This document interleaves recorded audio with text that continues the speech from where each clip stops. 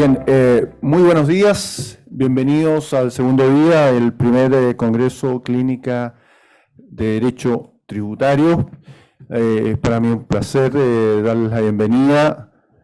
Hasta el día martes teníamos 364 inscritos. Ayer tuvimos en las dos mesas aproximadamente 100 participantes online y 50 aquí en la sala. Así que creo que estamos cumpliendo la finalidad de este congreso y la finalidad de la facultad, que es justamente difundir la inteligencia en el derecho tributario. Una muestra de destacados expositores es la que tenemos aquí en la testera, y que van a tratar el tema de la reorganización en materia tributaria. El moderador Antonio Faúndez va a introducir en su oportunidad a los tres expositores, a todos los cuales les agradezco muchísimo su presencia y su entrega a los temas del derecho tributario chileno y su colaboración en este congreso. Sin más, voy a dejar entonces con la palabra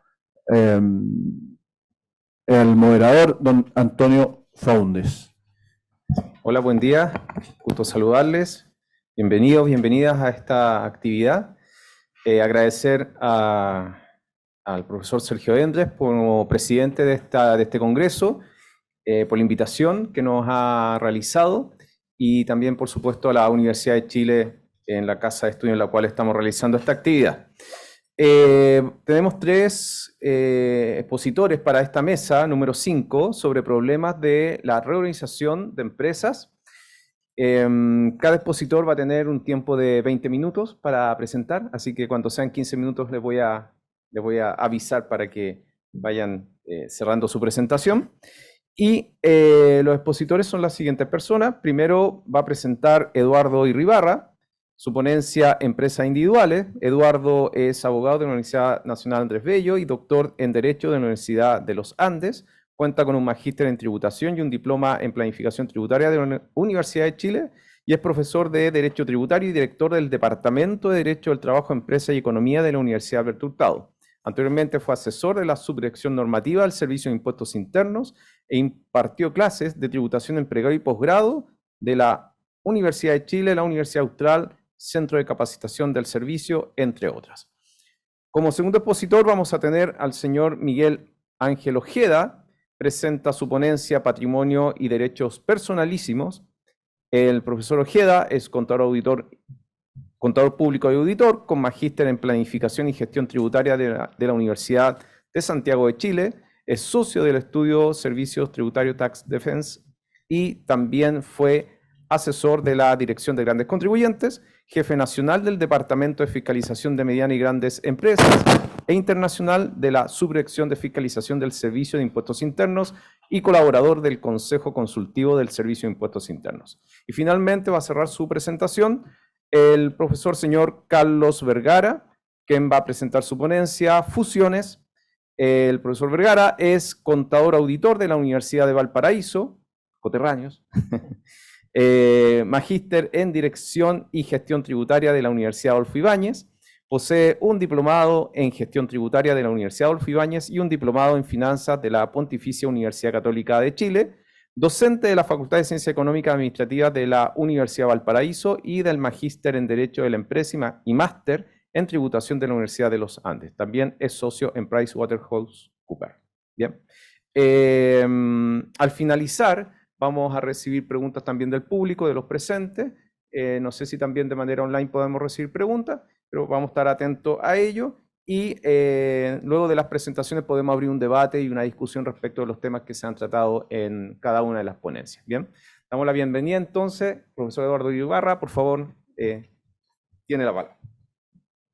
Buenos días a todos y a todas. Muchas gracias por su participación, su presencia. En esta oportunidad me va a corresponder desarrollar un poquito algunos temas que me parecieron esenciales abordar en relación a esta figura tan especial denominada empresario individual. Naturalmente que no voy a poder abarcar todos los temas y quizás la profundidad que debiera, pero al menos en el contexto de un congreso yo creo que es importante al menos enunciar algunos problemas y ser un punto de partida quizás para un mayor desarrollo posterior. Bien. Este es más o menos el índice. Dentro de los 20 minutos trataré de desarrollar la primera pregunta en relación a la inconveniencia o conveniencia de definir a la empresa individual y regularla un poco más en la ley. Es decir, hacer una pregunta: ¿se tiene que definir en la ley esta figura del empresario individual o está bien así como está? En segundo lugar, desarrollar algunos de los problemas prácticos que suele ocurrir en relación al empresario individual y que se visualizan en la práctica, ¿cierto? En el proceso de fiscalización, pero también en algunos criterios del Servicio de Impuestos Internos en su facultad interpretativa. Voy a agregar acá el caso famoso del oficio 522 del 2021 en relación a la exención de la primera categoría. Y finalmente, plantear algunos desafíos, problemas en relación al empresario individual en el contexto de las reorganizaciones empresariales, que suele ser utilizado como uno de los pasos de las reorganizaciones.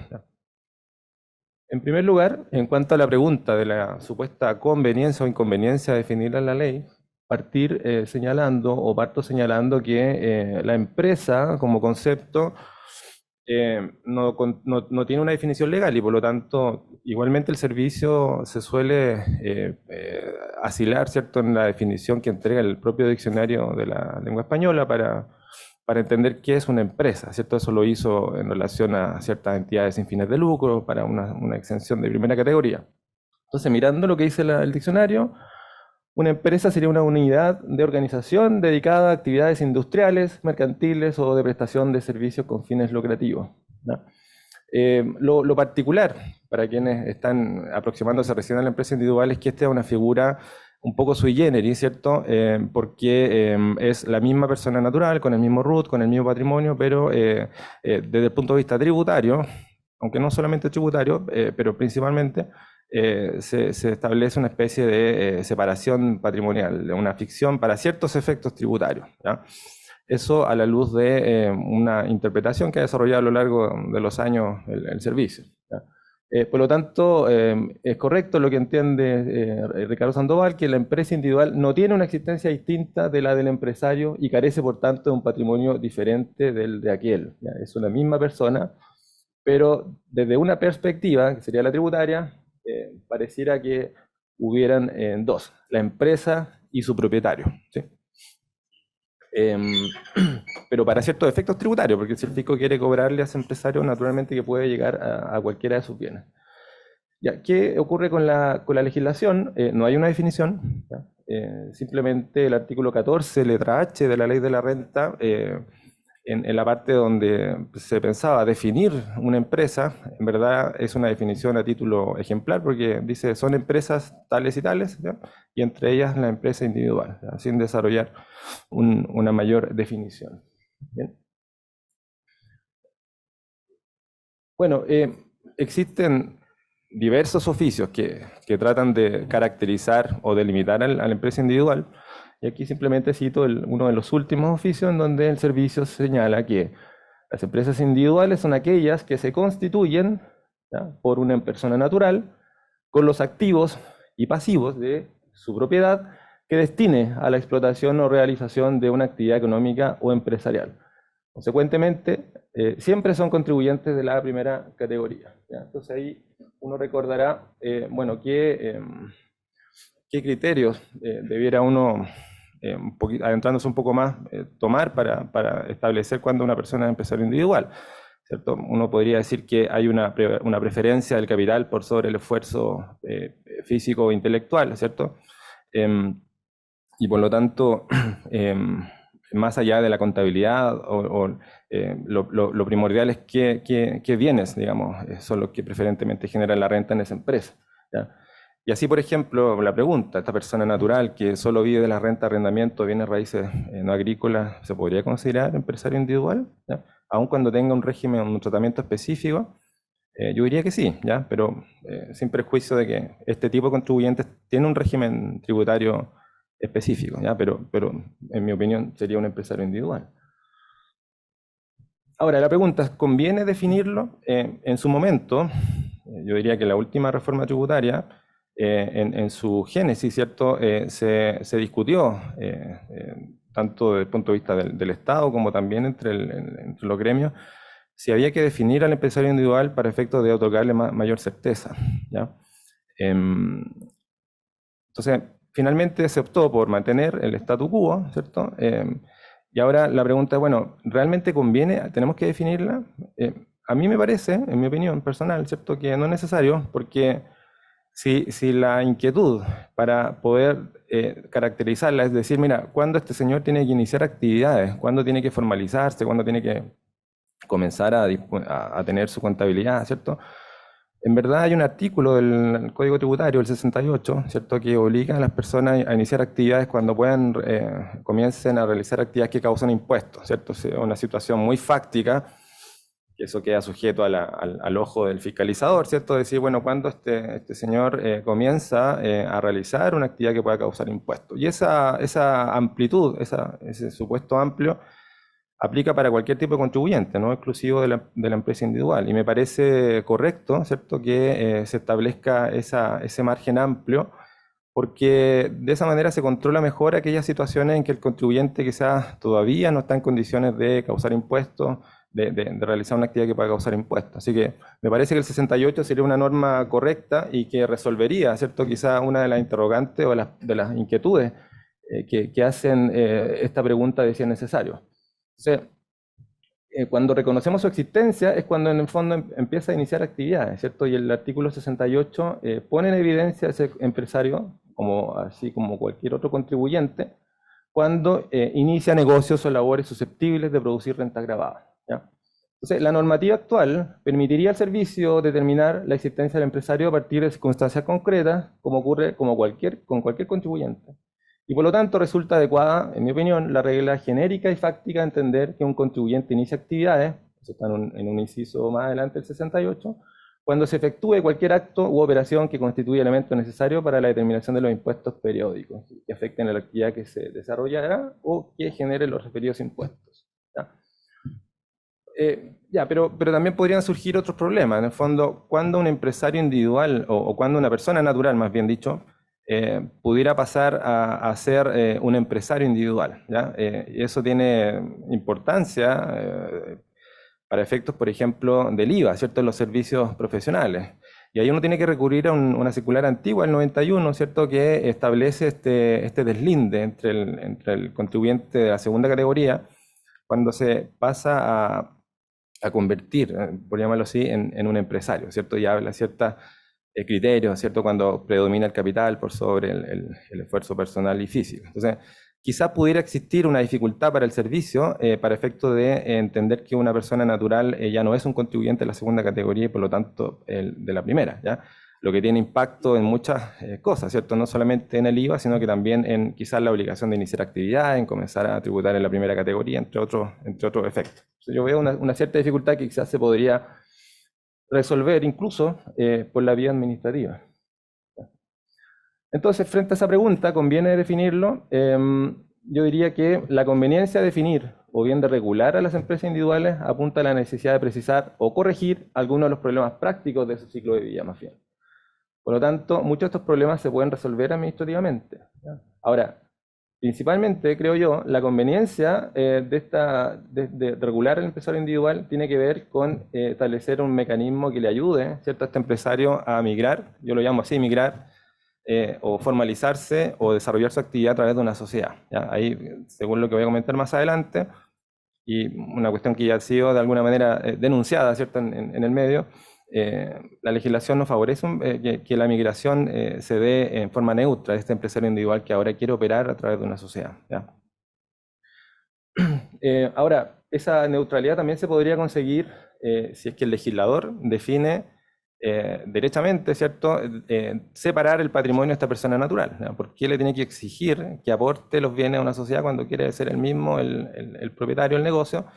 Quizás la legislación como alternativa, ¿cierto?, podría derechamente separar el patrimonio, ¿ya? Hacer una afectación patrimonial de carácter legal.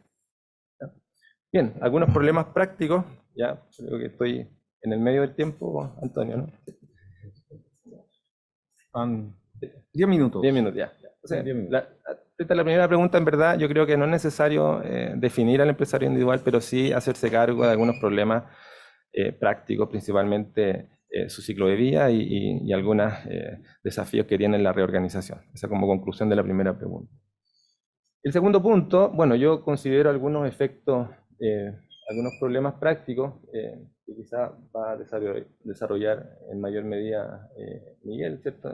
A la luz de un tema de derechos personalísimos, pero aquí yo menciono algunos, ¿cierto? Algunos problemas que suele tener el empresario individual, no solamente como problema para el empresario individual, para el contribuyente, sino que también como un problema para impuestos internos, ¿cierto? En su fiscalización. No le es fácil al servicio, en el fondo, y a los sistemas informáticos delimitar cuando estamos frente a un contribuyente empresario individual. La primera cosa es, bueno, esa existencia real. Cuando estamos frente a un empresario individual, ¿es suficiente que inicie actividades? ¿Es suficiente que lleve la contabilidad? ¿O además se requiere que tenga una cierta entidad? Entonces, uno puede decir, mira, si tiene solo una participación en una sociedad, en verdad pareciera complejo, ¿cierto? Decir que es una empresa individual, pero también una sociedad puede empezar con una sola inversión. Entonces, adicional a eso, no existe un aporte mínimo en la sociedad y menos en el empresario individual. Entonces, quizás sea bueno, en el fondo, de saber o tener presente, ¿cierto? Que para efectos, o aplicando un principio conservador, este empresario individual debiera tener una cierta entidad para catalogarlo como tal, independiente que haya iniciado actividades, tenga la contabilidad y haya designado los activos relevantes que exige la ley, etc. Entiendo yo que existe una recurrente observación en las declaraciones de renta de los empresarios individuales, ¿cierto? Cuando reciben dividendos, cuando obtienen retiros de sociedades, por más que haya iniciado este señor o esta persona como empresario individual, suele salir observado en las declaraciones de renta. Entonces, ese es un problema, entiendo yo, que podría resolverse perfectamente con una mayor... con una mejor instrucción, ¿cierto? O una mejor orden de los sistemas informáticos para efectos de hacer coincidir, ¿cierto? Lo que el contribuyente está declarando como inicio de actividad, como parte de sus activos relevantes, de manera de que ese retiro que está recibiendo de una sociedad que está incorporada en la empresa individual no sea objetada, ¿cierto? Con todo el problema que en general tienen las observaciones de renta, el hecho de tener que concurrir a la oficina, y eso genera, ¿cierto? un retraso para todos, no solamente para el contribuyente, sino que también para el servicio. ¿Ya? Por lo tanto, yo veo como un gran desafío ordenar, ¿cierto? La información aportada por el servicio, por el contribuyente, con los sistemas informáticos, de manera de ir eliminando progresivamente, ¿cierto? Estas observaciones que no debieran ocurrir, ¿ya? Un tercer problema práctico es, bueno, cuando se entiende asignado o cuando se entiende retirado un bien de la empresa individual, ¿ya?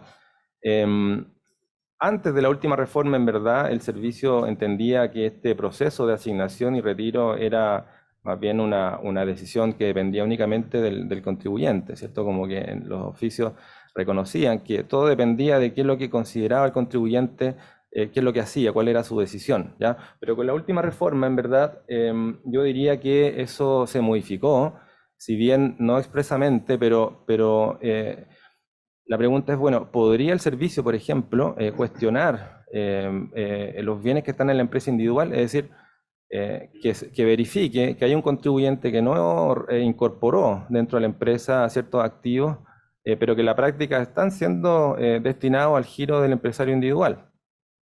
Eso no es fácil de delimitar, pero fundamentalmente el servicio podría hacerlo, o queda todo a la decisión del contribuyente, ¿ya? En mi opinión, yo creo que el servicio cuenta con esa herramienta, ¿cierto? Porque justamente lo que importa, lo que interesa es entender si acaso los bienes que están en el patrimonio personal están siendo destinados a un giro efectivo que forma parte de la empresa individual, ¿ya? Eso no significa que o sea, una persona, por ejemplo, que tenga bienes raíces no agrícolas e incorpora un porcentaje de esos bienes en la empresa individual, no significa que todos los bienes van a tener que ser incorporados, ¿ya?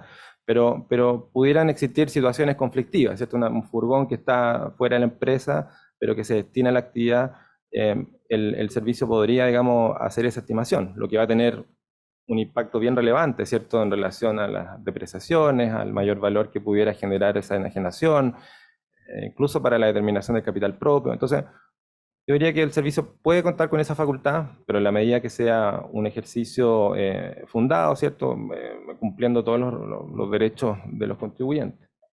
¿Ya? Entonces, frente a la pregunta, ¿puede el servicio determinar administrativamente que un bien forma o no forma parte de la empresa? En mi opinión, sí, pero siempre que se cumplan con ciertas exigencias, sobre todo de fundamentación, ¿ya?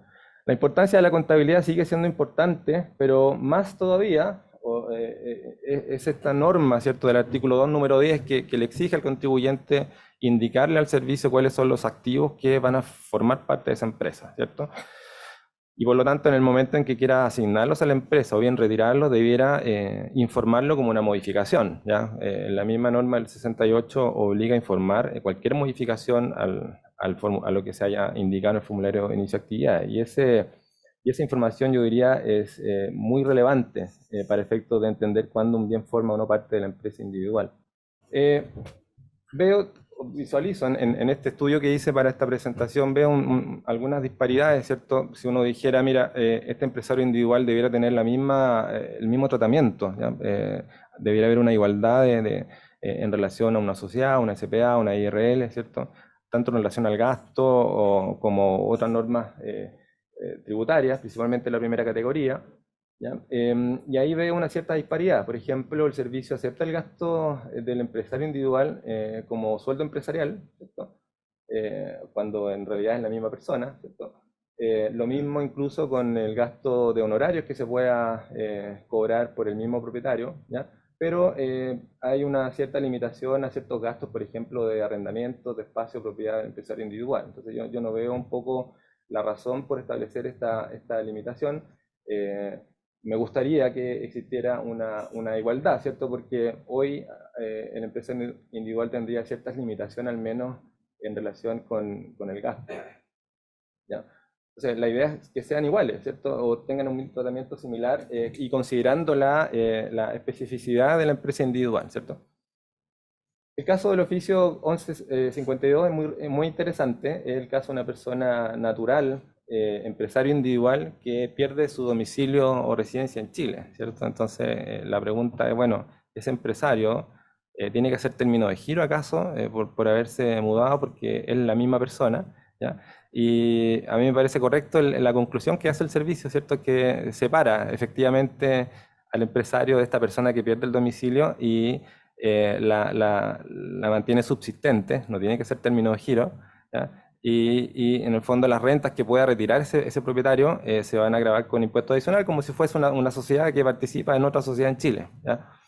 Es muy interesante ese oficio, lo menciono acá simplemente para que lo consideren. Y ahí, bueno, si uno quiere agregar más problematizaciones, uno podría preguntarse si hay una especie de establecimiento permanente. En el caso que exista convenio de doble tributación, estaríamos frente a un establecimiento permanente según los tratados, etc. Ya, finalmente, quiero mencionar el oficio 522 del 2021, ¿cierto? El caso de la exención de la renta de los bienes raíces no agrícolas que obtengan las personas naturales, ¿ya?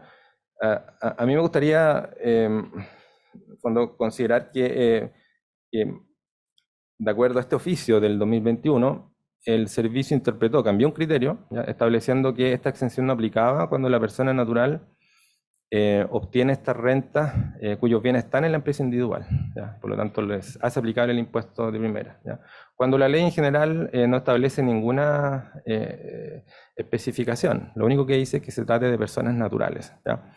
En ese oficio lo invito a considerarlo porque la razón que da es, primero, porque lo dice una circular, la 2016, pero esa circular, en el fondo, en mi opinión, se refiere a otra cosa. Lo que pasa es que la ley 20.899, señaló expresamente que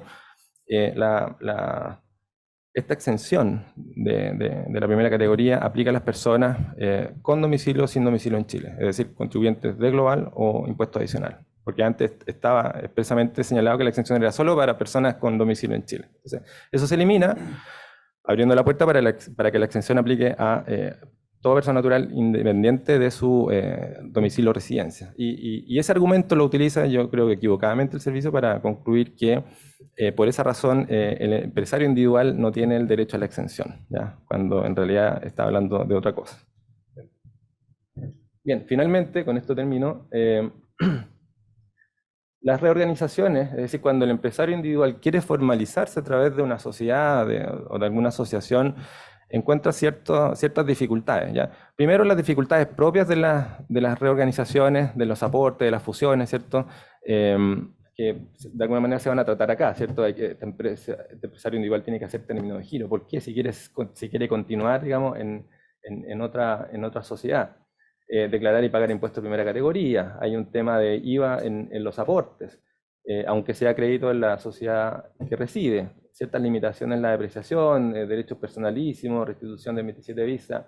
El empresario individual que quiere formalizarse encuentra algunas dificultades que experimentan todas las sociedades que de alguna manera se quieren básicamente fusionar o hacer aportes pasivos, ¿no? Y en el caso de la conversión específicamente, que es el empresario individual que hace término de giro, ¿cierto? Para continuar en una sociedad, existe un criterio no tan explícito, pero que se exige que en la conversión sea una sociedad nueva, ¿ya? O sea, no podría, por ejemplo, haber una conversión en una sociedad preexistente, ¿ya?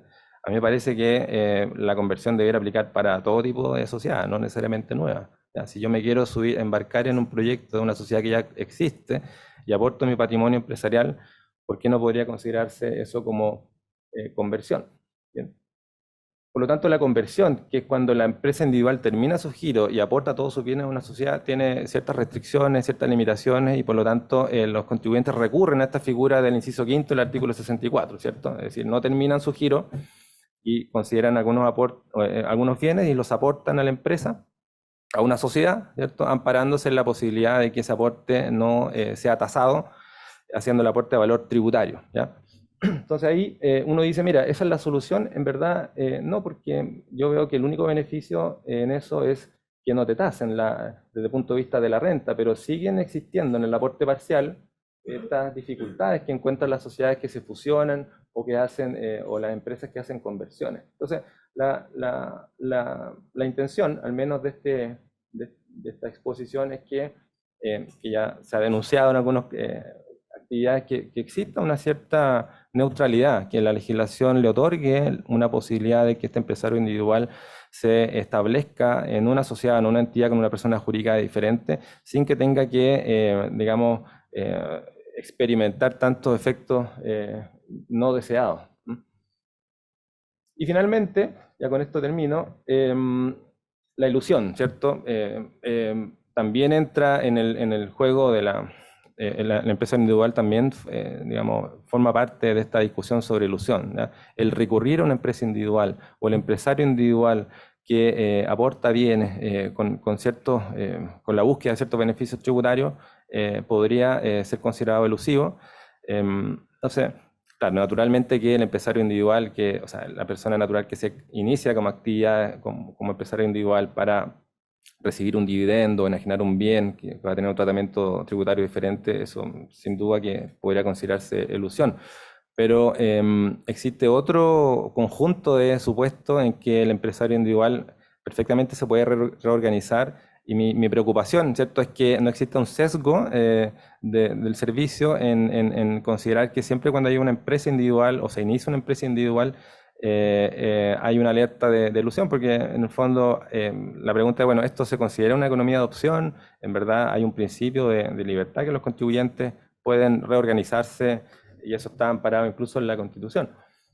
Por lo tanto, más bien mi temor, ¿cierto?, es que exista un cierto sesgo de elusividad, y eso es importante hacerlo presente porque hay un principio de buena fe, etc. Incluso si uno considera, ya con esto concluyo, Antonio, este oficio 1971 del 21, ¿cierto?, que es un oficio muy relevante porque plantea el caso de una persona natural que quiere traspasar bienes a su familia, e inicia actividades como empresario individual para efectos de aportar a valor tributario, y luego el aporte valor tributario termina su giro. O sea, es un empresario individual, digamos, a propósito, ¿ya? Y además ese aporte se hace con ciertos fines familiares, ¿cierto? De incorporar a la familia en un negocio, y al servicio le pareció, en principio, correcto, legítimo, ¿cierto? Y entonces los invito también a leer este oficio, a tenerlo presente, ¿ya?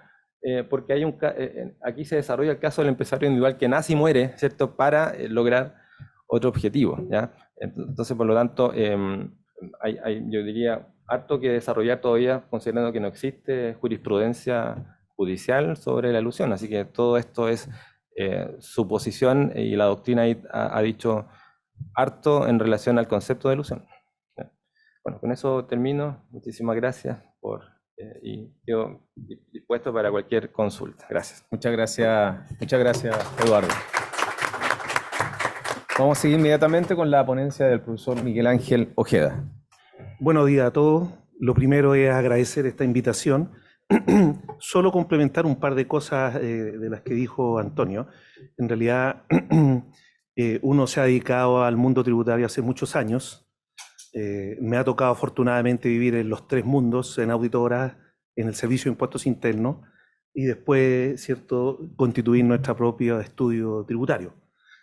Y también contar que hace muchos años, ya del año 2000, 2001, yo soy profesor de la Universidad de Chile, del magíster de la Universidad de Chile en la FEN, y me ha tocado dirigir un montón de tesis relacionadas con los procesos de reorganización empresarial. Y más allá de que ustedes puedan entender que uno se para acá y cree que lo sabe todo, al contrario, uno tiene que hacer esta especie de catarsis de humildad y entender que la realidad supera lo que uno puede creer o la ficción. Por lo tanto, en materia de impuestos, en materia de reorganización empresarial, hay mucho que decir, mucho que contar, mucho que aprender y mucho que escribir. Bueno, con esas breves palabras voy a comenzar un poco mi exposición. No sé si esto está funcionando bien. Ahí sí, ahí sí. Bueno, lo primero es la agenda. También contar que mi exposición de 20 minutos en realidad va un poquito más allá de los derechos personalísimos. Se ríe Antonio. Antonio me ha visto, a veces 20 minutos es insuficiente, pero vamos a tratar de estar dentro del tiempo. Dentro de lo que vamos a ver tenemos dos grandes puntos. Los primeros, los efectos patrimoniales derivados de la posición del Servicio de Impuestos Internos en relación, ¿cierto?, a los derechos personalísimos, entendiendo que estos son parte del patrimonio que los generó, por lo tanto no se pueden, ¿cierto?, transferir o traspasar a la sociedad o a una sociedad, a una empresa nueva que se constituye. Pero vamos a ver los efectos en realidad más bien operativos y los riesgos que se generan respecto a esto, y esencialmente respecto de los efectos patrimoniales. No nos vamos a meter en los temas legales, por supuesto que siempre los temas legales están presentes, pero vamos a ver un poquito cuáles son los riesgos y los efectos patrimoniales. Y segundo, el riesgo o falta de certeza respecto de los procesos de conversión, dado que no están regulados en el Código Tributario, y yo diría ahí también uno tiene que ser justo. El Servicio de Impuestos Internos ha regulado estos procesos de una manera, yo diría, bastante amigable con los contribuyentes, porque la posición del servicio ha sido entender que si yo estoy convirtiéndome en una empresa o sociedad, entender que las conversiones viven en el mundo de las personas jurídicas, en la medida que se conserve este espíritu o este concepto de la neutralidad tributaria, el servicio no va a tasar. Yo no me voy a referir respecto a eso, sino quiero ver cuáles son los efectos y los riesgos que se generan en los procesos de conversión para que ustedes los puedan ir incorporando en su análisis, y en el momento que tengan que trabajar en alguno de estos procesos puedan entender que hay ciertas dificultades, ciertas cuestiones que no están reguladas, y que también uno como asesor o como parte integrante del staff, ¿cierto?, de las empresas tiene que visualizarlo y tiene que ponderarlo en el momento de poder, ¿cierto?, dar su firma, su visto bueno al proceso. Dicho eso, bueno, vamos. Veamos los efectos patrimoniales derivados de la posición del servicio frente a los derechos personalísimos. Lo primero decir es que normalmente el auditor, cuando cierra, ¿cierto?, sus capitales propios tributarios, sus registros. Lo primero que hace es lograr patrimonialmente hacer un calce respecto de la estructura patrimonial, de los activos y de las utilidades que tiene la sociedad. Por un lado, cuadratura patrimonial y por otro lado, pruebas de razonabilidad. Estas son dos pruebas de auditoría sustantiva que hacemos los auditores y que nos dan un punto de vista, ¿cierto?, para entender que lo que estamos haciendo meridianamente es consistente o, ¿cierto?, de alguna manera darle un poco de profundidad a nuestra revisión, en el sentido de que si no hay una cuadratura, uno tendrá que extender el proceso de revisión. Pero bueno, cuando uno hace esto, lo primero que hace es, ¿cierto?, determinar los efectos patrimoniales y determinar cuáles son los capitales propios tributarios de las sociedades intervinientes en el proceso. Por un lado, la conversión, con el aporte del 100% de los activos a la constitución de una empresa o sociedad nueva, o por otro lado, ¿cierto?, una fusión, ya sea fusión propia, fusión impropia, y dentro de las propias tenemos, ¿cierto?, las fusiones perfectas, denominadas así, que son por creación o por incorporación o por absorción. Por lo tanto, lo primero que hace uno es pruebas de cuadratura para ver que todo cuadra, esa partida doble que nos enseñaron, ¿cierto?, en la universidad, de que tiene que haber una consistencia en el debe haber, en el mundo tributario existe, y uno no puede pasar sobre eso, ¿cierto?, y llegar directamente, ¿cierto?, a los procesos madres que son los procesos de reorganización.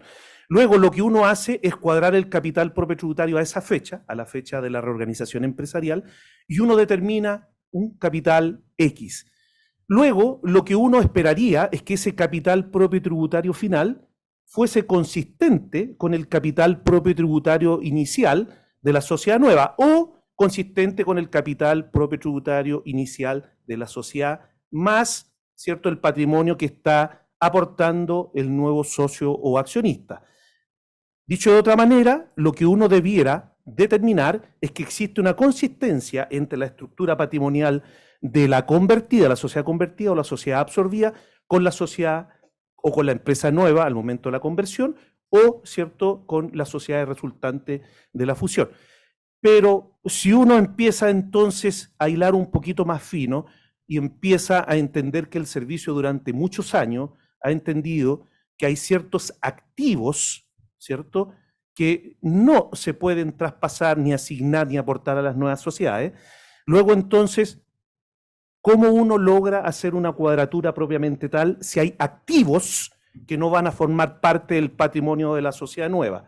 Entonces, de ahí resultan varias dudas que uno tiene. Lo primero es, esos activos que yo no voy a poder traspasar por el hecho de ser personalísimo, remanentes de crédito fiscal, remanentes de donaciones que se pueden arrastrar en el periodo, PPMs, etcétera, cualquier activo que tenga la conceptualización de derecho personalísimo, luego si no lo puedo pasar, ¿cierto?, ¿cuál va a ser el efecto patrimonial que va a ocurrir en la sociedad nueva producto de la conversión? Y ahí, por supuesto, que nacen varias cosas. Lo primero es que si uno aceptara la teoría del servicio de impuestos internos y dijera que efectivamente los derechos personalísimos no pueden formar parte del patrimonio tributario de la empresa o sociedad nueva resultante de la conversión o de la fusión, luego uno entonces entendería que ese capital propio tributario inicial no va a ser consistente con el capital propio tributario, ¿cierto?, a la fecha del proceso de conversión. Y luego de ahí nacen varias dudas.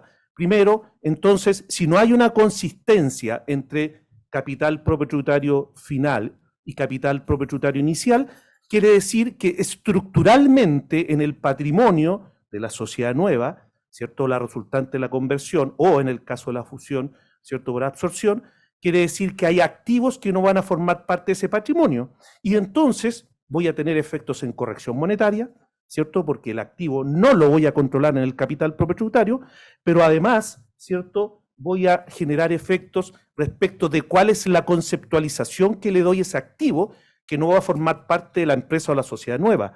¿Será un gasto? Por ejemplo, el Servicio de Impuestos Internos recurrentemente ha dicho que los créditos fiscales nacen y mueren en la sociedad que los genera. Y de hecho, el artículo 28 de la Ley sobre Impuestos a las Ventas y Servicios establece un procedimiento. Dice que en la conversión, ¿cierto?, el crédito fiscal se va a imputar contra el débito que se generará en el periodo por las ventas, por los servicios que presta el empresario individual, y luego, si aún quedara un remanente, se va a imputar contra, ¿cierto?, el impuesto de primera categoría que se genere en la conversión a la fecha misma.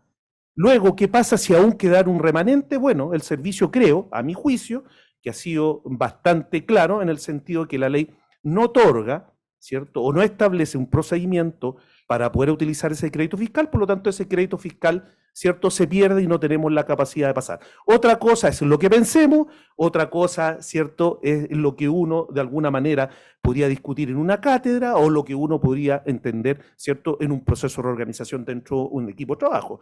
Pero luego, si aceptamos la teoría del servicio, evidentemente vamos a tener efectos en los capitales propios tributarios, porque no todos los activos los voy a poder controlar. Pero eso no es todo. Dentro, lo que hay que entender qué es lo que es el capital propio tributario. Y dentro del capital propio tributario uno lo puede ver hacia dos lados. Hacia una estructura patrimonial, activos, pasivos a valor tributario, y por otro lado, más bien respecto de la conceptualización de las utilidades, a utilidades acumuladas, utilidades del periodo. Luego, si dentro del capital propio tributario no voy a controlar los mismos activos que yo tenía, debo entender entonces que tengo un efecto en las utilidades acumuladas. Por lo tanto, voy a tener un efecto, ¿cierto?, en el RAI, que el RAI de alguna manera es ese registro tributario de alguna manera, que reemplazó al Fondo de Utilidades Tributables. Bastante más perfecto, porque trabaja sobre el capital propio tributario, pero luego entonces, evidentemente, al no controlar esos activos, ¿cierto?, en la empresa o sociedad nueva, evidentemente voy a tener menos utilidades tributables disponibles. Y por lo tanto, eso va a tener efectos al momento de distribuir, de repartir dividendos, ¿cierto?, al momento de hacer una disminución de capital, al momento de informar un término de giro o al momento, ¿cierto?, de volver a reorganizar la empresa o la sociedad. Por lo tanto, la teoría de que los derechos personalísimos, ¿cierto?, si uno la acepta desde el punto de vista tributario y la hace propia, evidentemente genera efectos en los capitales propios tributarios, por lo tanto ya no voy a poder calzar, ¿cierto?, numéricamente capitales propios tributarios con capitales propios tributarios, finales con capitales propios tributarios iniciales.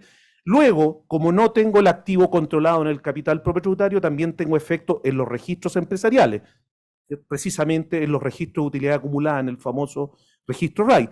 ¿Por qué? Porque el registro RAI se determina y parte desde la determinación del capital propio tributario. Capital propio tributario, menos utilidades que no deben pagar impuestos, ¿cierto?, y menos el capital, nos da efectivamente cuáles son las utilidades acumuladas. Luego, si yo he variado el capital propio tributario de la sociedad, ¿cierto?, nueva, o la que es producto de la reorganización, evidentemente voy a tener un efecto real y cuantitativo en, ¿cierto?, el registro de rentas empresariales de la sociedad. Si bien no puedo traspasar el activo, pero lo reconozco como una menor utilidad susceptible de tributar los impuestos finales, ¿ya? Y bueno, y de ahí uno, con el ingenio, puede establecer un montón de cosas. Tengo menos utilidades, pero sigo conservando los créditos fiscales, por lo tanto, desde ahí pueden nacer un montón de teorías, que no son parte, por supuesto, de la presentación, pero evidentemente hay que considerar, ¿cierto?, cuáles son esos efectos. Lo tercero es, bueno, ese activo que yo no voy a controlar en el capital propio tributario, entonces, ¿cierto?, ¿será una pérdida? Debiéramos entender entonces que la ley debiera admitir ese gasto. ¿Cómo lo hacemos? Porque por un lado no vamos a traspasar el activo y por otro lado tampoco podemos reconocer el gasto. Si uno hace un zoom en la jurisprudencia administrativa del servicio, uno no va a encontrar en ningún lado cuál es el efecto, ¿cierto?, que el servicio ha admitido respecto de esas partidas que yo no voy a controlar en el capital propio tributario.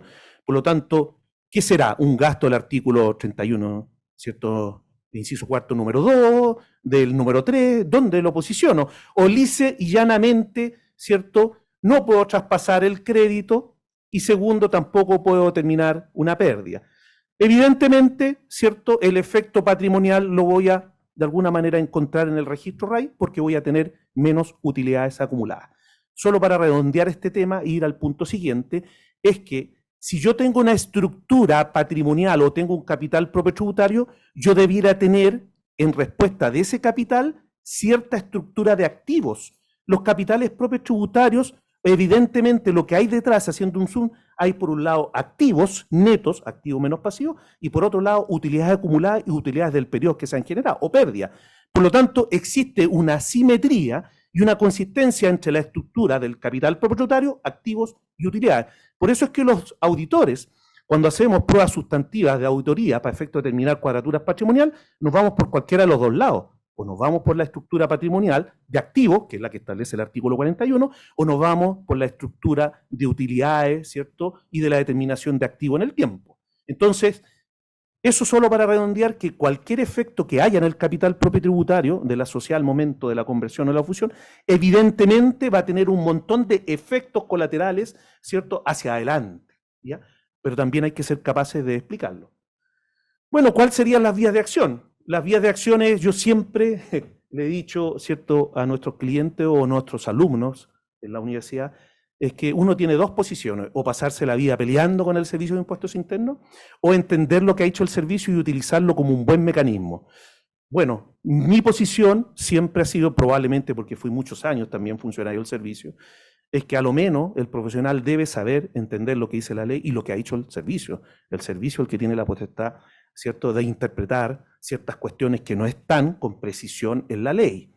Entonces, luego, si uno de alguna manera trabaja de esa manera y entiende, las vías de acción pasarían, lo primero es determinar la estructura de activos y determinar cuáles son, ¿cierto?, aquellos activos que yo no puedo traspasar. Y si los activos luego son relevantes, yo tendré distintas opciones. Por ejemplo, si hay remanentes de crédito fiscal y son relevantes, probablemente la conversión, el proceso de reorganización, en el momento que yo lo sugiero, probablemente no es el ideal. ¿Por qué? Porque voy a tener una pérdida de eficiencia de caja y una pérdida de utilización de créditos, ¿ya? Por lo tanto, lo primero es la oportunidad, probablemente la oportunidad lo es. Segundo, por ejemplo, también el servicio ha dicho que en esta lógica, cuando yo estoy, ¿cierto?, aportando activos y pasivos, los activos fijos pierden la calidad de nuevos y, por ejemplo, acciones que cotizan en bolsa dejan de cotizar en bolsa porque ya el requisito de salida no lo cumpliría porque no sería en un proceso de oferta pública, ni en una OPA, ni etcétera, sino sería en un proceso de aporte. Por lo tanto, la siguiente idea es, bueno, si yo aporto acciones, pierdo la franquicia tributaria, luego ¿qué hago? Simplemente aporto o primero salgo a vender, ¿cierto?, los títulos, genero el ingreso no renta, dejo la caja, luego me convierto y luego vuelvo a invertir. ¿Qué quiero decir con esto, con estas breves palabras? Que lo que uno debe hacer en estos procesos es determinar cuáles son los riesgos, cuáles son los activos que me pueden generar problemas y en función de ello definir si es la oportunidad, el momento o no de hacerlo. No existen recetas. El que quiera replicar una fusión, una conversión, porque la vio, porque escuchó o porque ya lo hicieron anteriormente, para mí, evidentemente, es un grave error. No existen recetas y va a depender un poco de la oportunidad, del espíritu, va a depender de la estructura patrimonial y de un montón de cuestiones más, y de restricciones legales también, por supuesto. Por lo tanto, en relación a eso, también entender que existen vías de relación, ¿cierto? Y que además estos procesos contenciosos con el servicio pueden durar mucho tiempo y, ¿cierto?, y lo peor de todo es que en el año 7, 8, si es que se define esto, la probabilidad de éxito es bastante baja. 80% a favor del servicio, 20%. Por lo tanto, yo lo que siempre sugiero, de alguna manera, es analizar bien los efectos y si podemos determinar cuáles son los efectos o los riesgos al momento de la conversión, probablemente debiéramos sugerir otro proceso. Bueno, ¿cuáles son nuestras sugerencias? Yo creo que de alguna manera... minutos, profesor. Ya, estamos casi listos. Bueno, nuestra sugerencia debiera ser, de alguna manera, que estos efectos, ¿cierto?, se vayan incorporando en la norma. Definitivamente. Yo creo que la norma de los derechos personalísimos es una norma muy anacrónica, nació en otro periodo de tiempo, lo mismo que las empresas individuales, tal vez hoy día no tiene mucho sentido, pero a mí me parece que esto debiera estar, ¿cierto?, en la norma y de alguna manera debiera regularse para uno entender si efectivamente, ¿cierto?, la conceptualización de derechos personalísimos es tal o uno debiera incorporarlo dentro de los procesos. Bueno, y lo siguiente, mis 4 minutos, bastante simple, que son los procesos de conversión. Convertir significa que una persona natural, dueña de una empresa individual, aporta el 100% de activo a la constitución de una nueva empresa o una nueva sociedad. Las conversiones solo existen en el mundo de las personas jurídicas, no de las sociedades, porque yo también me puedo convertir en una empresa individual de responsabilidad limitada. Luego, dicho eso, entonces, entender que las conversiones normalmente en un proceso de reorganización estructural siempre son el primer proceso. Normalmente cuando la persona tiene activos relevantes, yo no puedo llegar y aportar, obviamente por efecto de tasación. Por lo tanto, normalmente uso la conversión como el primer proceso, como el primer vehículo, ¿cierto?, para lograr los objetivos que yo pretendo. Por lo tanto, la conversión para mí es el proceso inicial y es el proceso más importante. Si uno entiende bien lo que es la conversión, uno debiera entender bastante más, o debiera hacer más simple análisis en las fusiones y en las divisiones. Bueno, pero ¿cuáles son los riesgos que uno ve en la conversión? Son muchos, porque en realidad en la conversión lo que ocurre jurídicamente es un aporte. Y en el aporte, cuando yo estoy aportando este patrimonio, pueden existir activos, existencias, activos fijos que generan IVA. Efectos que uno no visualiza ni en las fusiones, ni mucho menos en las transformaciones, ni en las divisiones. Por lo tanto, desde el punto de vista tributario, las conversiones no son neutras, son bastante más riesgosas. Respecto de los derechos personalísimos, todo lo que dijimos anteriormente es plenamente aplicable acá. Si uno dice, bueno, dentro de mi estructura patrimonial hay existencia, activos fijos que pueden generar IVA y derechos personalísimos que no puedo traspasar, entonces de alguna manera voy a tener que conceptualizar de una manera muy distinta si lo que yo quiero hacer es una conversión y si en el momento que la voy a hacer, ¿cierto?, es el apropiado. Tasación. Fíjense que aquí quiero decir una cosa bastante objetiva desde mi punto de vista. Yo creo que en esta materia, que no está regulada en la ley, el servicio ha sido bastante benevolente con los contribuyentes en general, porque el servicio ha entendido que la conversión es un proceso de reorganización empresarial y que lo que debiera subsistir es el principio de la neutralidad. Luego, si yo aporto, ¿cierto?, y conservo los costos tributarios, ¿cierto?, y por experiencia lo digo, el Servicio de Impuestos Internos normalmente no hace reparo en ello. Pero ojo, esto no está en la ley. Esto solamente, ¿cierto?, no está en un par de oficios que el Servicio de Impuestos Internos ha establecido, a mi juicio muy bien. Hace muchos años que se viene discutiendo esto y se quiere incorporar en la norma. De hecho, en la reforma tributaria de la presidenta Bachelet, durante mucho tiempo estuvo incorporado y en algún momento mágicamente salió.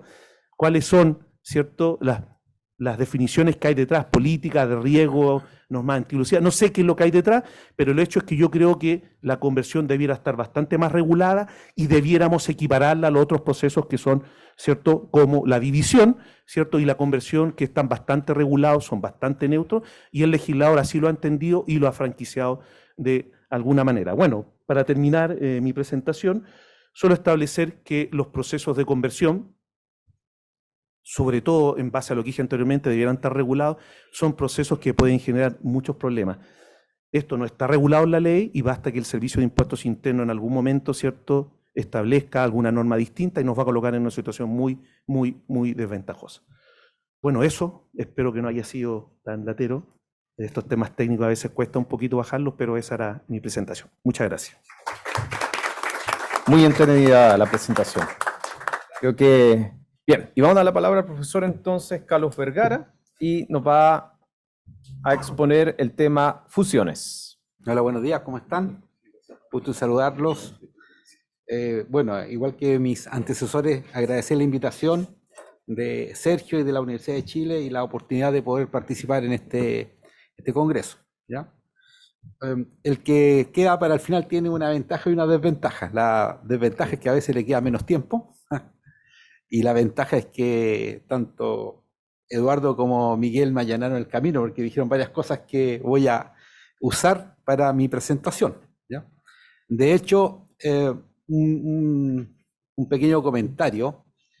Uno en las clases yo hago el distingo entre un abogado, un contador y un asesor tributario.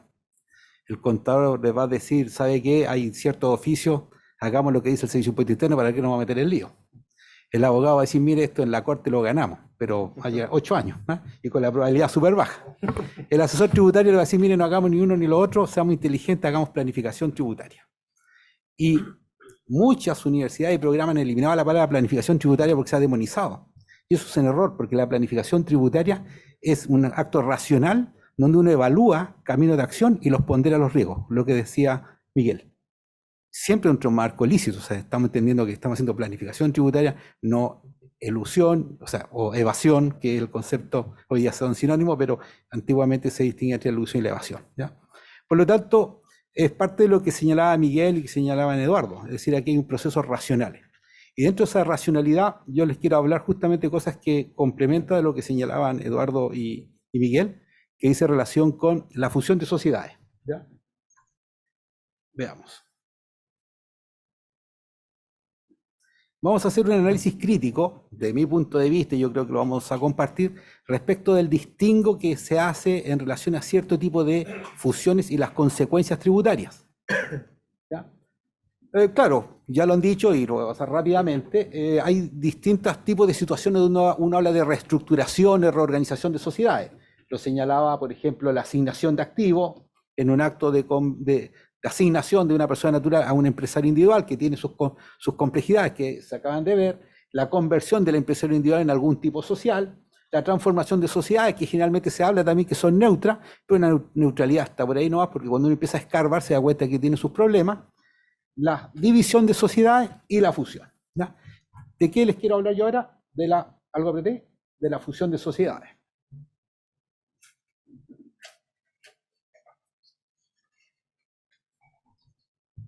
¿Sí? Ahí sí.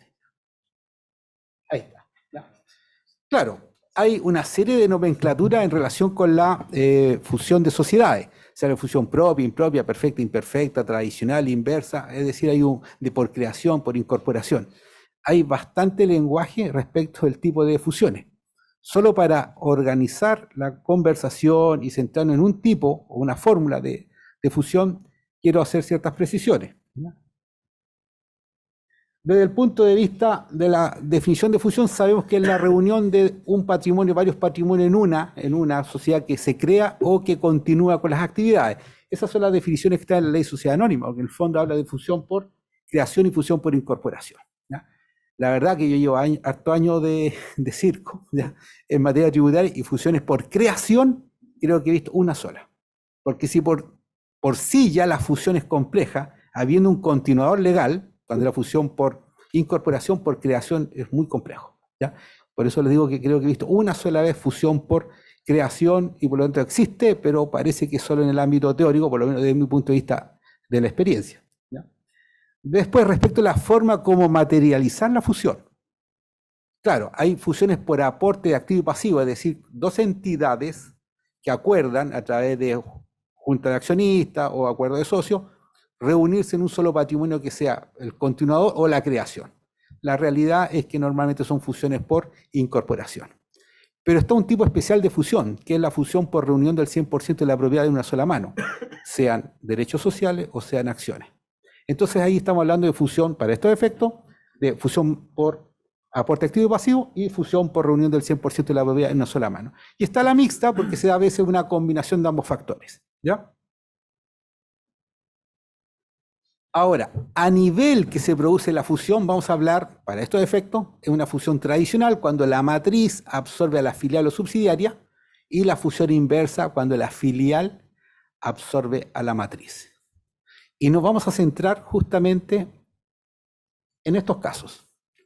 Un análisis crítico de cuál es el tratamiento y del distingo que se hace entre una fusión inversa y una fusión tradicional. Esto es un análisis más bien económico, como lo señalaba Miguel, de los efectos tributarios justamente a nivel de patrimonio y de resultados tributarios acumulados, los que están reflejados en el registro de renta empresariales, que es la sumatoria del RAI más el REX para estos efectos, ¿ya? ¿Por qué? Hagamos el análisis.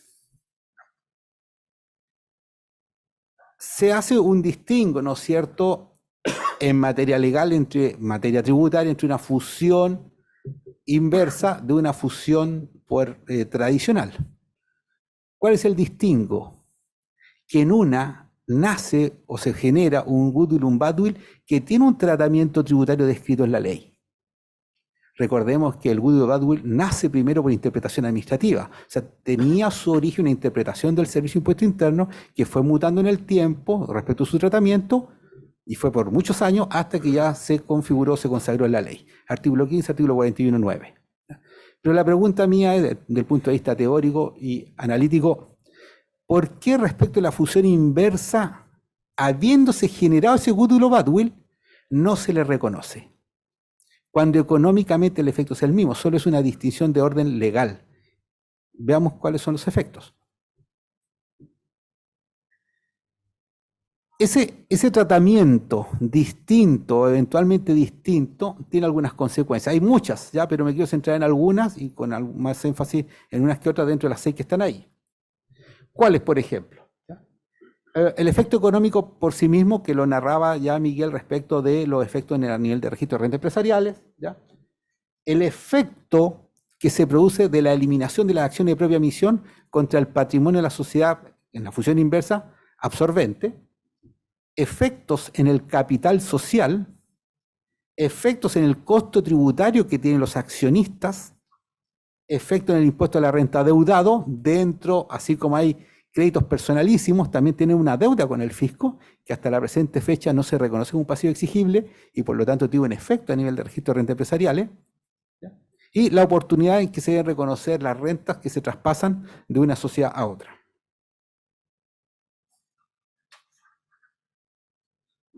Primer punto. ¿Es legítimo, del punto de vista económico, hacer un distingo entre fusión tradicional y fusión inversa? No vamos a discutir el racional legal, porque está claro, o relativamente claro. El punto ¿es cierto que deberían tener tratamientos tributarios distintos porque tiene efectos económicos distintos? No los quiero aburrir con números. Si hay abogados se van a aburrir con números, espero que no. ¿Ya? Tomemos la siguiente situación. Dos compañías, A y B, A matriz y B filial. Patrimonio de la sociedad A, 20 más 50, 70, que es el capital más las utilidades tributarias acumuladas. B, un patrimonio de 70, 30 capital, 40 utilidades. La simple suma lineal de dos compañías que se fusionan diría, bueno, el patrimonio es de 50 y las utilidades acumuladas son 90.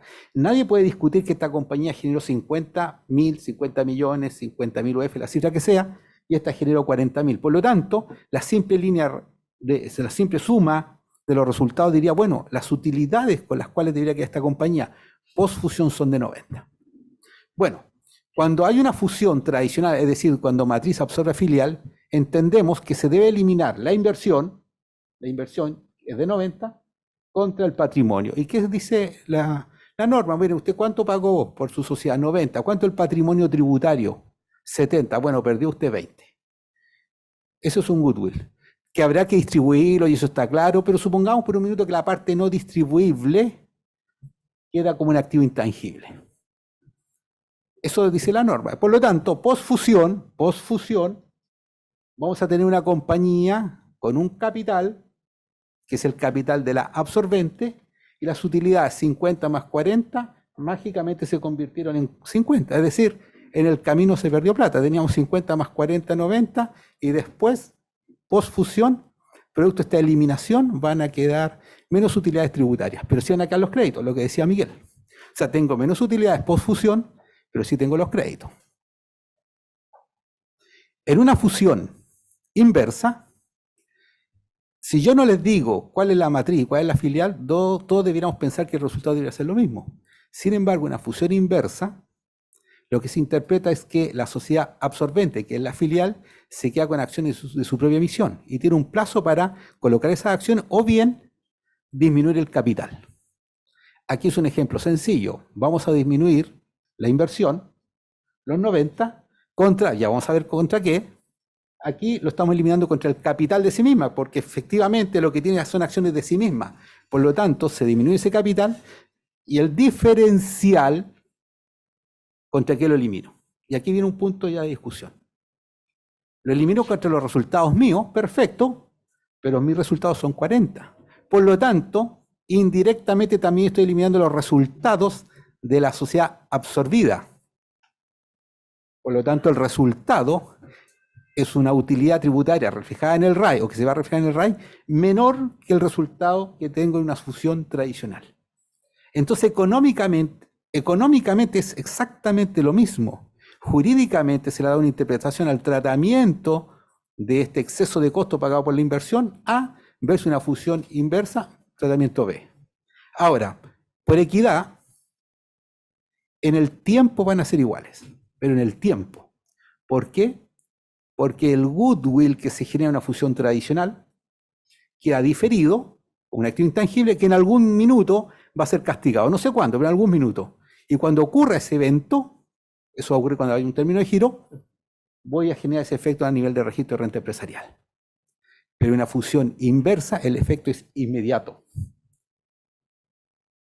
¿Tiene sentido esa diferenciación?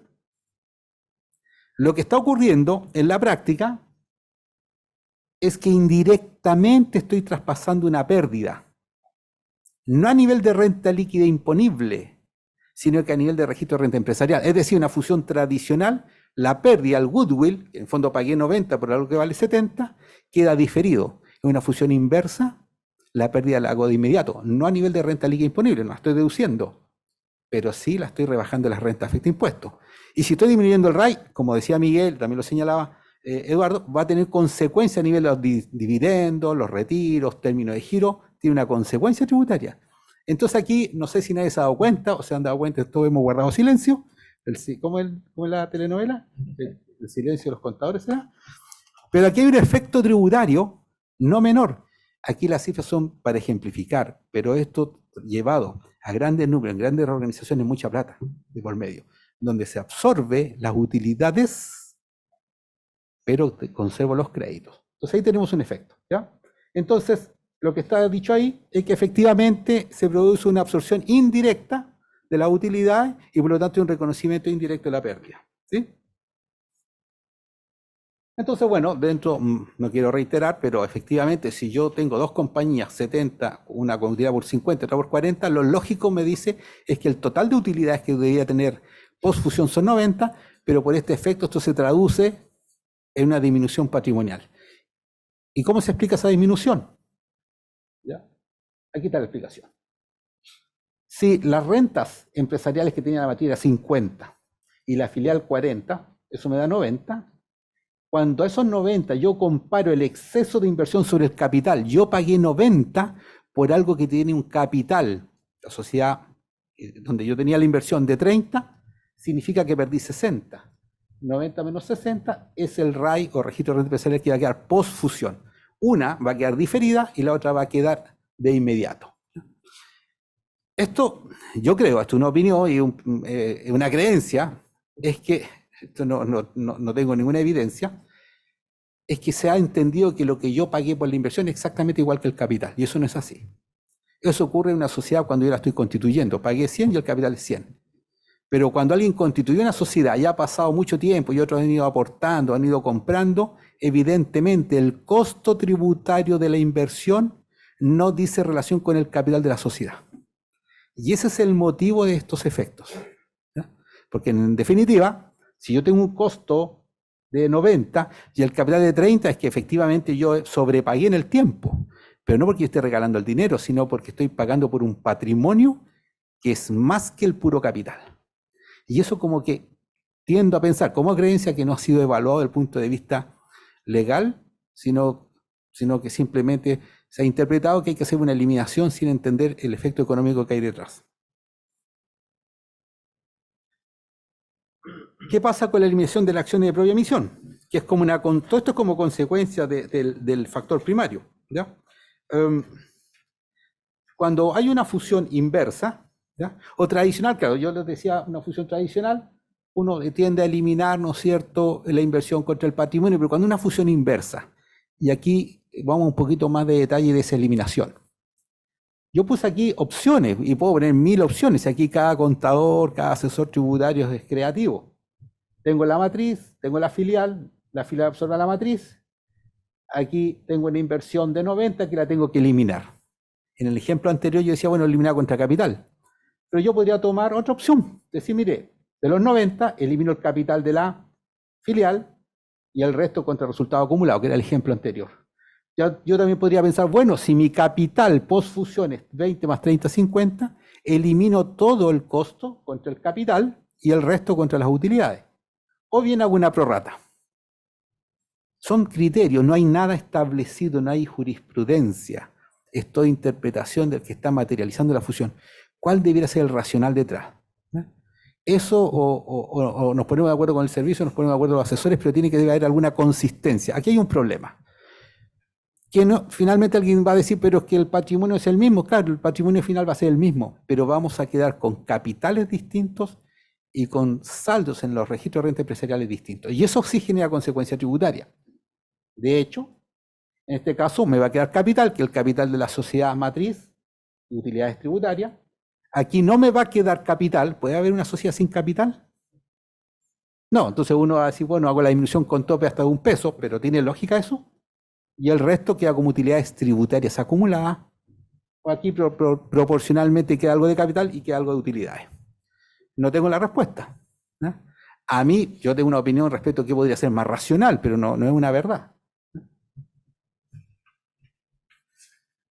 4 minutos, profesor. Entonces, considerando eso, claro, voy a tener resultados en el registro de renta empresarial distintos, e insisto, eso tiene una consecuencia tributaria por retiro, distribuciones, términos de giro. ¿Ya? ¿Qué pasa? Bueno, están los comentarios, que ya se los señalaba.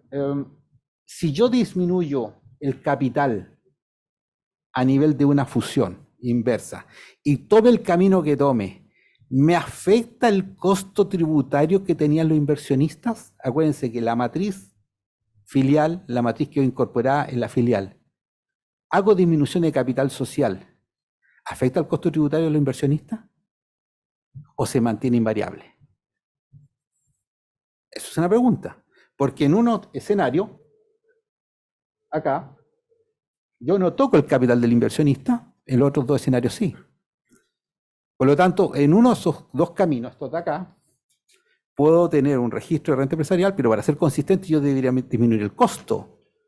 ¿Debería disminuir el costo? Eso no está resuelto. ¿Ah?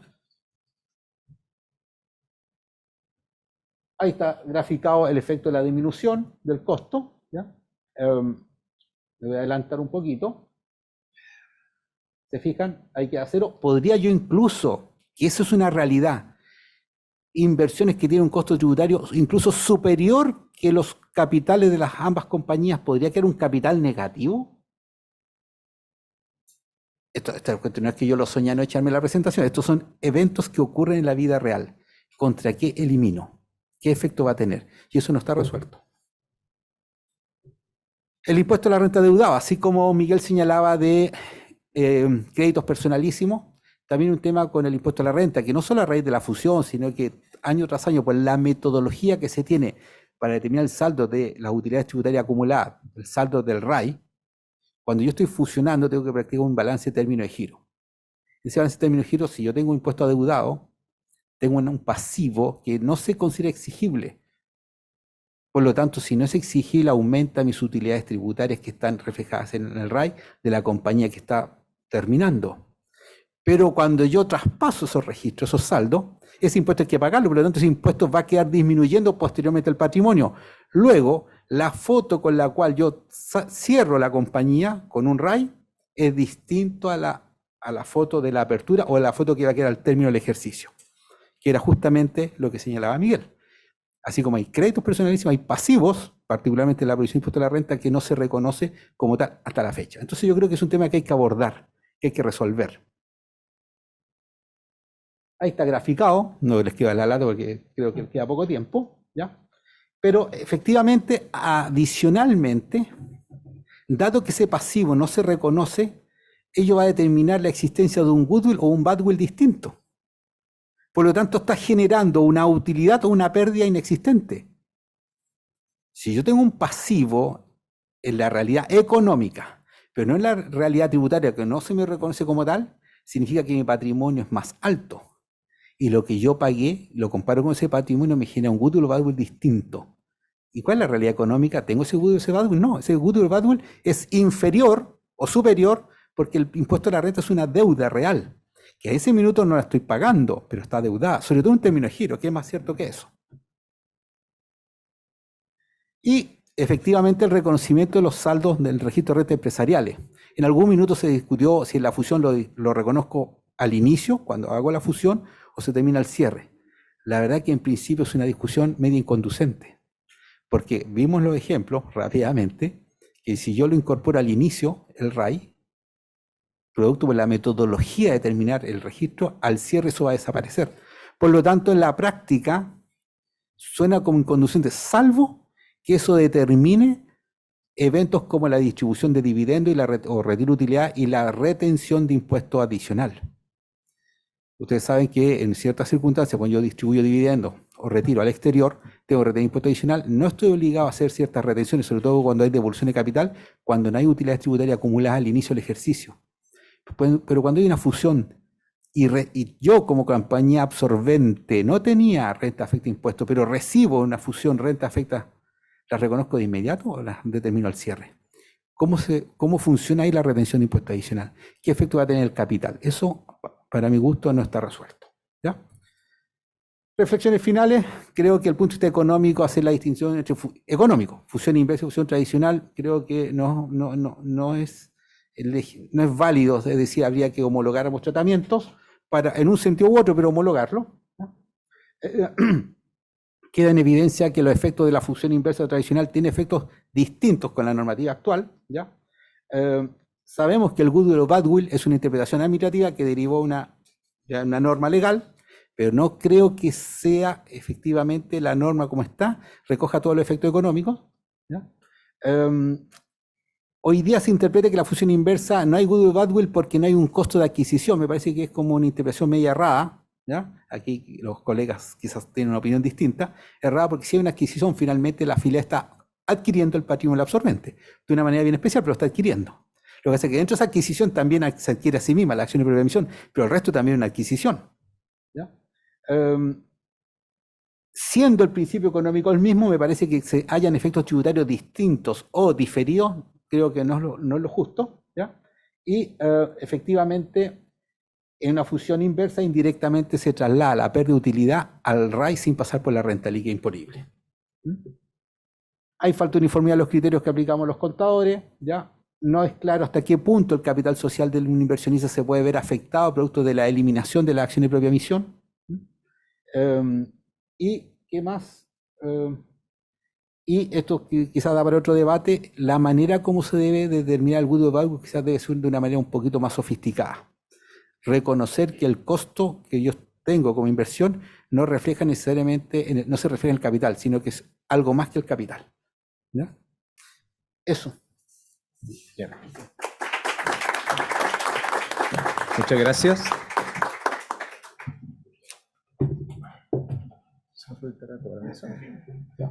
Perfecto. Muchas gracias a todas las presentaciones y vamos a abrir ahora el debate y también consultas del público que puede haber acá en la audiencia o bien también, no sé si vamos a poder recoger preguntas de los que están online. Pero como moderador, y tengo esa facultad de poder también guiar este debate, y nos quedan 10 minutos, así que antes de pasar a la siguiente mesa me voy a tomar esta libertad o facultad de moderador para ver algunos temas y también generar este debate con cada una de las presentaciones que nos han realizado muy claramente Eduardo, Miguel y Carlos. Con relación a la presentación de Eduardo, acá me gustaría comentar sobre el último oficio que presentó Eduardo, que es sumamente interesante, que también, al igual que él, creo que es un oficio que es el 1971 del año 2021. Yo coincido que puede haber ahí un matiz de elusión con el hecho de poder constituir una empresa individual y luego inmediatamente hacer término de giro. Tal vez hay un tema de costo tributario en esa pasada que se busca perseguir por parte de ese contribuyente. Pero hay algo interesante en este oficio, y eso me gustaría recalcar y también pedirte, Eduardo, también tu opinión, porque se habla de los fines familiares. Y los fines familiares es algo que hace un tiempo atrás he venido estudiando en cuanto, y hay un segundo oficio que lo menciono, si quieren registrarlo, el 2522 del año 2019, 2522 del año 2019, donde el contribuyente consulta, al igual en este oficio que Eduardo citaba, que va a concretar un proceso de reorganización invocando motivos familiares y no económicos.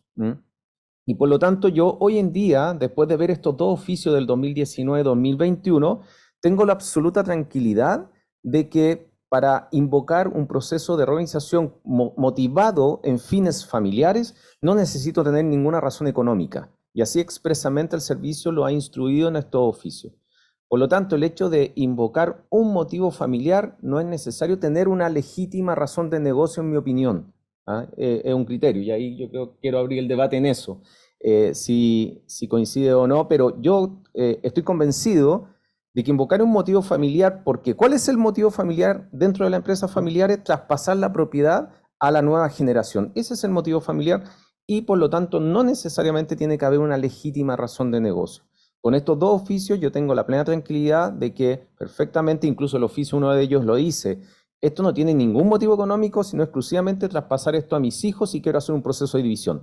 Y ahí no hay ninguna finalidad económica y por lo tanto me alejo también de la norma antielusiva en ese sentido. Bueno, ese punto me gustaría resaltar y tal vez someterlo ahí al análisis por parte de Eduardo. En cuanto a la presentación de Miguel, muy interesante también lo que nos planteaba y las cuadraturas patrimoniales, sin lugar a dudas, es muy relevante considerar un proceso de conversión, de fusión. El último comentario que hizo Miguel respecto de que las sugerencias que los derechos personalísimos se puedan incluir en la norma, ahí hay un análisis que yo he planteado también en algún artículo, que en mi opinión yo creo que sí está, yo estoy en contra de la teoría de los derechos personalísimos como concepto, pero llego a la misma conclusión del servicio, es decir, yo creo que no se pueden traspasar ni las pérdidas ni los créditos fiscales, pero sí estimo que está regulado en la ley. Ahora, ¿dónde está regulado? Está en el artículo 69, y si uno va a ver la historia de la ley, especialmente en las actas legislativas, cuando se creó el artículo 69 cuando se modificó en el año 1984, uno va a ver las discusiones legislativas, y en esa discusión que era presidida comisión legislativa, porque no había congreso, en esa comisión legislativa, presidida por Merino, invitaron a René García, histórico dentro del Servicio de Impuestos Internos. Y don René, que a todo esto conversaba con don René un momento cuando, a propósito de esta discusión de legislativa, y él me decía que no sabía, cuando lo fueron a buscar al servicio en un auto, no sabía si iba a regresar o no en ese tiempo, pero él fue nomás a la comisión y me decía que no sabía si existía retorno. Pero en esa conversación, y está en la historia de la ley, la comisión era de la idea de indicar en el artículo 69 expresamente que no se podían traspasar ni las pérdidas ni los créditos fiscales. Expresamente, la comisión había sugerido que así quedara el texto legal del artículo 69. Y don René García dijo, no es necesario, porque solamente lo puede ocupar por los efectos tributarios la empresa que lo genera. Y la comisión insistió, ahí en la misma historia le dijo, pero por favor, incluyámoslo porque si no a nivel judicial después se va a discutir que esto se va a traspasar o no. Y se insistió por parte de don René que no era necesario porque son derechos que la obligación tributaria lo establece que solamente lo puede ocupar la empresa que lo genera.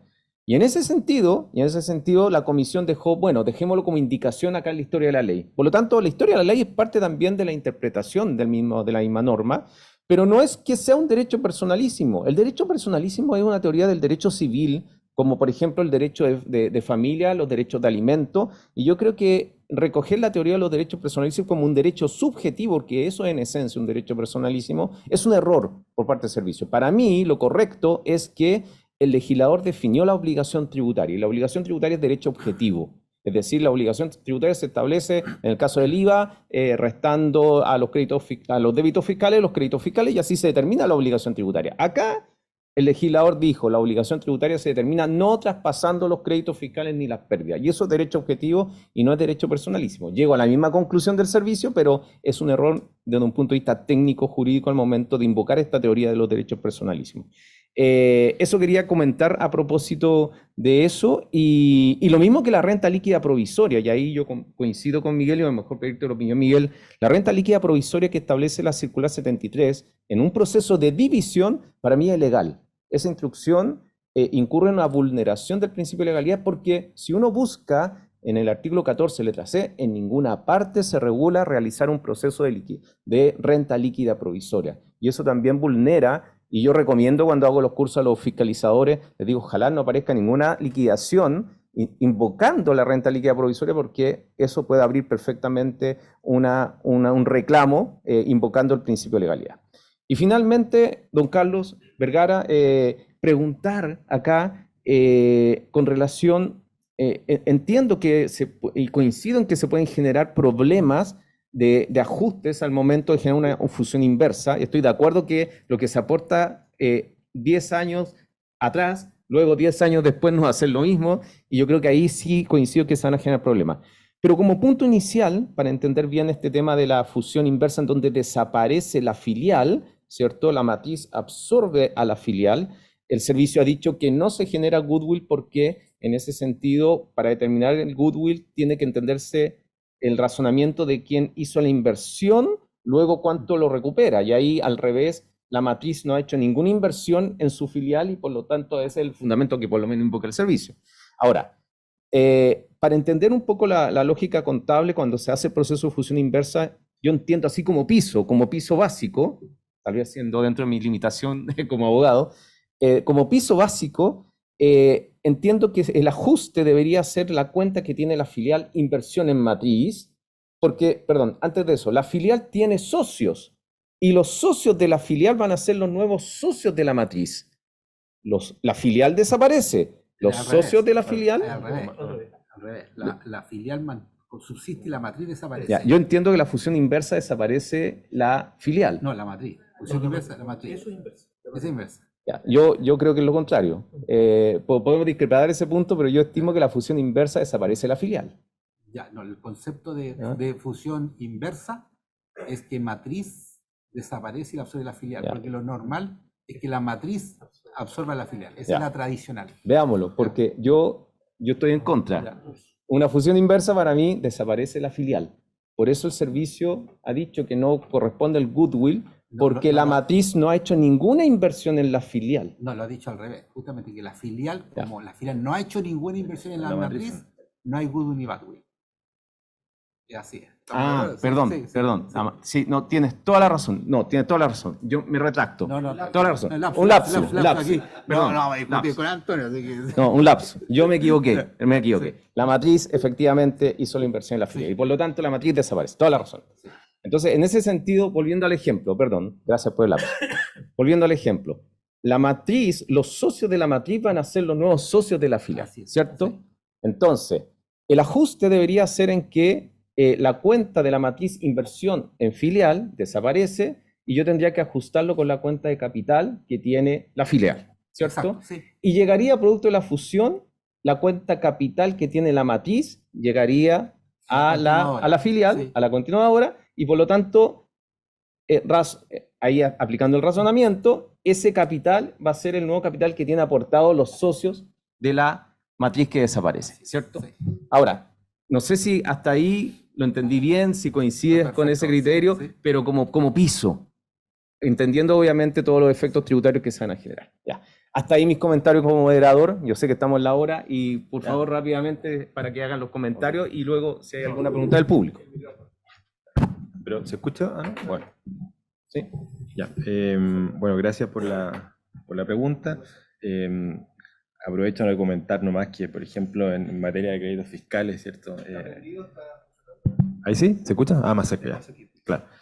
En relación a los derechos personalísimos, y antes de responder tu pregunta, por ejemplo, en materia de créditos fiscales, el servicio como que se ha deshecho un poco esta teoría de los derechos personalísimos, porque utiliza, ¿cierto?, la teoría de que más que hablar de derechos personalísimos, este crédito fiscal es parte de una mecánica de determinación del impuesto al valor agregado. Por lo tanto, no hay que entrar al análisis, ¿cierto?, y meterse en la pelea de los derechos personalísimos, porque es un concepto muy restringido del derecho civil y para cierto tipo de bienes.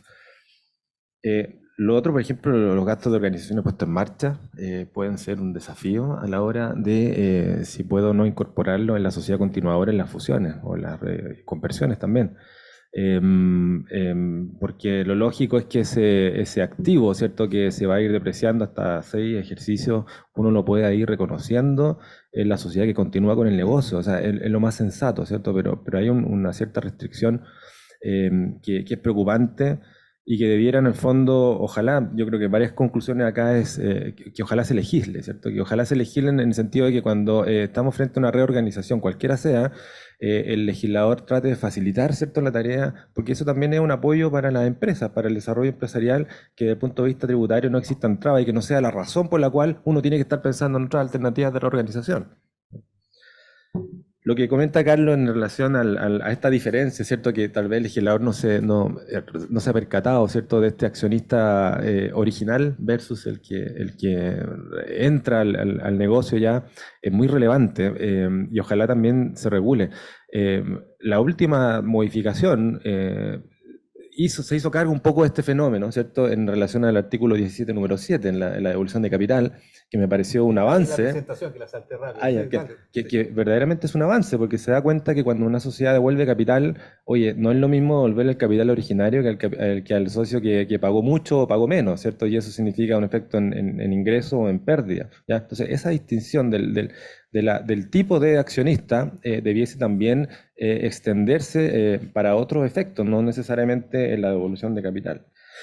Y finalmente a tu pregunta, Antonio, a ver, claro, es muy interesante. Hay un tercer oficio en relación a los fines familiares que tangencialmente, no sé el nombre, pero tangencialmente se señala de que reorganizarse para fines familiares no necesariamente no es elusivo, como sugiere el consultante, lo plantea así, y yo creo que ese tercer pudiera contaminar quizás la conclusión de que es más o menos pacífico.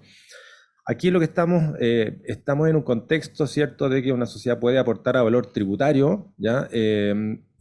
Amparándose en un concepto que se denomina legítima razón de negocio, contexto, norma especial para evitar la elusión, ¿cierto? Artículo 64, inciso quinto, que no debiera abordarse por una NGA, ¿cierto? Y por lo tanto, la pregunta es, ¿cuál es el alcance de este concepto de legítima razón de negocio? ¿Ya? Y podríamos nosotros incorporar un fin meramente sucesorio dentro de este concepto de legítima razón de negocio, y ese es el desafío. En mi opinión, si solo se plantea un fin sucesorio, en verdad no pareciera existir una razón negocial, ¿ya? Pero uno siempre puede agregar, ¿cierto?, algunos argumentos que de la mano con una idea de prolongar un negocio familiar y por lo tanto existiendo un fin sucesorio, también existe una finalidad negocial en el sentido de tratar de conservar, incorporar a los hijos, ¿cierto?, que se involucren realmente en el negocio y que se busque, ¿cierto?, que ese patrimonio constituido a lo largo de la vida de una familia pueda seguir creciendo luego de que el fundador o la fundadora termine sus días. Y por lo tanto, me pareciera que planteándolo de esa manera, perfectamente podríamos sostener, o un juez debiera sostener, ¿cierto?, que existe una legítima razón de negocio. Gracias. Gracias, Eduardo. Se me olvidó hacer la pregunta para Miguel, ¿no? de la renta. Sí. No, la pregunta, sí, iba en la línea, la pregunta de este ajuste que se debe hacer a nivel de si se deja o no, por ejemplo, el crédito fiscal que no se puede asignar, cierto producto del derecho personalísimo. ¿Tú qué recomiendas que cuando se hace, por ejemplo, la conversión, supongamos el ejemplo de la conversión, en el balance que va a estar el activo crédito fiscal, ¿cierto?, que va a llegar obviamente un balance a la nueva empresa y tú sugieres, bueno, tenemos que buscar un nombre a esa cuenta, ¿cierto?, porque ya no va a estar. Obviamente la pregunta es, ¿lo dejó el balance tal cual con el nombre crédito fiscal? Porque yo sé que hago el ajuste a nivel de RAI, donde tú planteas que en el RAI voy a sacar ese crédito fiscal porque ya no es crédito, ¿cierto? Pero tú recomiendas dejar en la cuenta, en el balance financiero, la cuenta crédito fiscal o bien cambiar el nombre de esa cuenta. Clarísimo. ¿Se escucha bien, cierto? Bueno, solo antes de responder directamente a la pregunta, solo aclarar que la exposición de los derechos personalísimos y los efectos lo hice desde la perspectiva económica. Económicamente no existen razones para que no se pueda traspasar todo el activo que tiene una empresa o una sociedad a la fecha de la conversión o a la fecha de la fusión.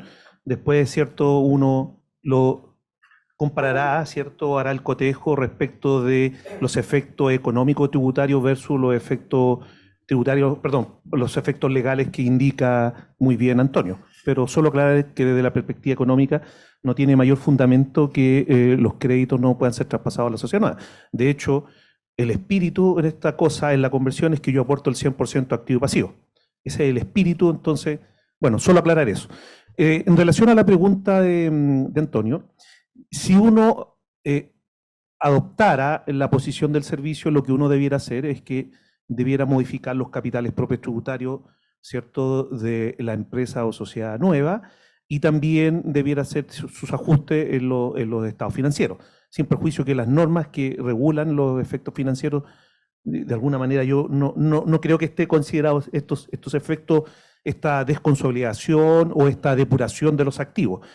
Pero respondiendo eminentemente tributariamente, uno debiera decir que debiera hacer depuraciones y la resultante debiera ser los activos netos que estamos en capacidad de utilizar hacia el lado. Otra cosa es lo que uno pudiera pensar, que uno debiera mantener en los estados financieros y en los capitales propietarios el control de los activos, y por lo tanto la resultante debiera ser la consolidación completa del patrimonio. ¿Ya? No sé si por ahí respondo. Ya, y la segunda pregunta, que es una pregunta que yo creo que venimos discutiendo hace unos 1000 años más o menos, Antonio, que tiene que ver con la pre-RLI, es cierto, y aquí uno lo puede ver desde dos puntos de vista. Desde el punto de vista legal, que no cabe duda que lo que ha establecido, ha indicado y ha escrito durante mucho tiempo Antonio, efectivamente tiene toda la razón, pero desde el punto de vista tributario y desde la definición que da la ley 18.046 a los procesos de división, a mí me da la impresión que lo que ha dicho el servicio es correcto. En 2 minutos voy a tratar de explicarlo. La definición de división en la ley 18.046 es la asignación del patrimonio, de parte del patrimonio, porque en Chile solo existen las divisiones parciales, en el derecho comparado existen divisiones totales, donde finalmente la madre termina informando o poniendo término de giro, pero en Chile solo existe el fenómeno de la división parcial, por lo tanto es la asignación de parte del patrimonio, ¿cierto? Y que el efecto de esa asignación de esa parte del patrimonio es que nace una o más sociedades. Luego, la definición tributaria de qué es patrimonio. Dentro del patrimonio, si uno lo lleva a la teoría de las utilidades, dentro del patrimonio uno tiene las utilidades acumuladas y las utilidades del periodo. Luego, como la división se concreta y se cierra una fecha, es dable entender que uno debiera determinar las utilidades del periodo. ¿Y cómo determina las utilidades del periodo? A través de la determinación de una renta líquida imponible. Por lo tanto, desde el punto de vista tributario, me parece que lo que el servicio ha establecido es correcto. No me voy a meter en el tema legal porque eso lo va a ver Antonio, pero esa sería la respuesta a por qué el servicio de alguna manera ha indicado que se debe determinar una prerrenta líquida para controlar las utilidades acumuladas que están en el RAI y las utilidades del periodo que no están en ningún lado, que se genera a consecuencia de la extinción patrimonial, que es la división. Y esa hago una especie, cierto, de determinación de pre-RLI, que no es definitiva, que solo se hace para efecto de determinar cuáles son las utilidades del periodo. Luego, la renta líquida definitiva se determina el 31 de diciembre.